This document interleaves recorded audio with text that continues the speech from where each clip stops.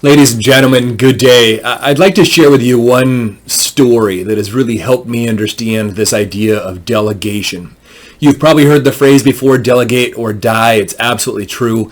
I know your plate runneth over. There are so many things that you're doing, and oftentimes as leaders, we struggle to be able to find the right way or the appropriate way to delegate to other people. So allow me to share with you just one simple story that I experienced being a father. This occurred several years ago when my oldest son, Ethan, came up to me and he asked, "Dad, can I mow the lawn?" Now, I know what you might be thinking. You're probably thinking, hallelujah, yes, please, let's teach you how to mow the lawn. But in my perspective, I was a little hesitant about that. You see, I grew up in Utah, and in Utah, we have meticulous lawns.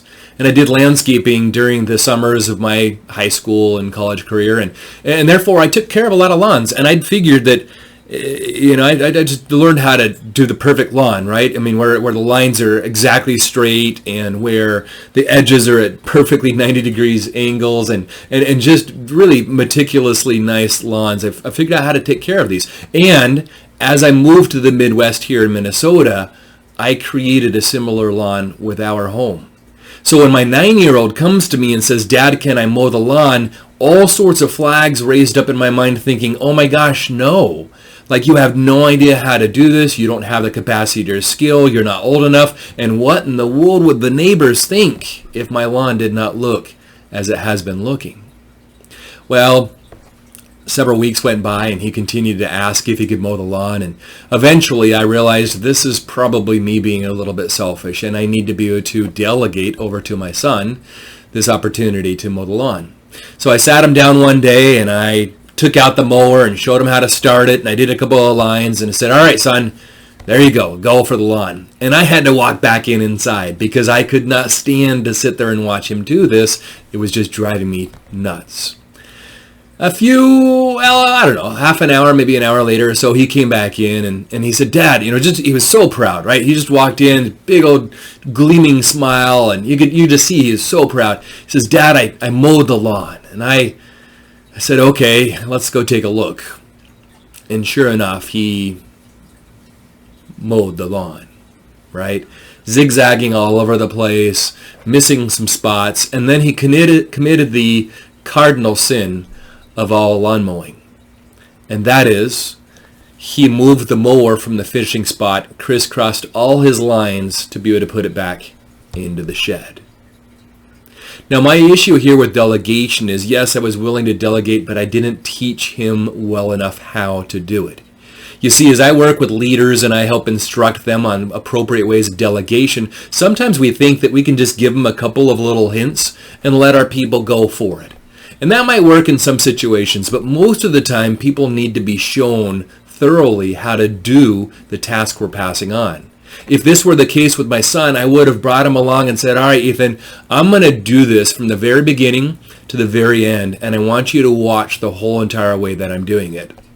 Therefore, I would start it up and I'd start doing those lines back and forth, and then when I got to the trampoline, I would instruct him, "Ethan, here's the deal. Instead of going around the trampoline like what you did, we actually need to move the trampoline over to the space that has already been mowed so we can mow underneath the trampoline." Out in the front of our yard, we have a little water turn-off valve, a little spigot that sticks up, and it's metal.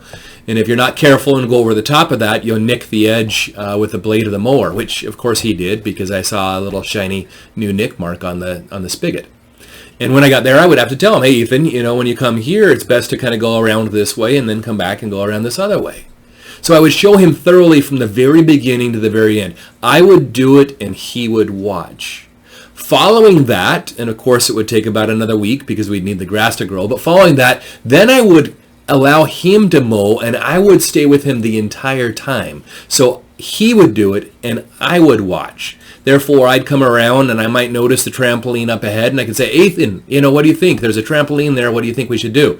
Go around it, right, Dad? No, we don't go around it, right? We're going to move this trampoline. Oh yeah, right? So I'm going to coach him along the process. When we get out of the front yard, I could say, "Hey, there's a spigot right there. What do you think we should do there?" "Oh, that one we go around, right?" Yes, we go around. Good job, son. Thank you for that. So I do it all and he watches, and then he does it all and I watch from the very beginning to the very end. This is a lesson that I learned as I was trying to be a better father and help my son mow lawns. Perhaps you, in your leadership responsibilities or whatever capacities and tasks you have on your plate, perhaps this can help you in understanding the best ways to delegate tasks and help empower your people. You do it, let them watch you, they do it, and then you watch them. Thanks, ladies and gentlemen. I hope this was helpful. Have an amazing and fantastic day.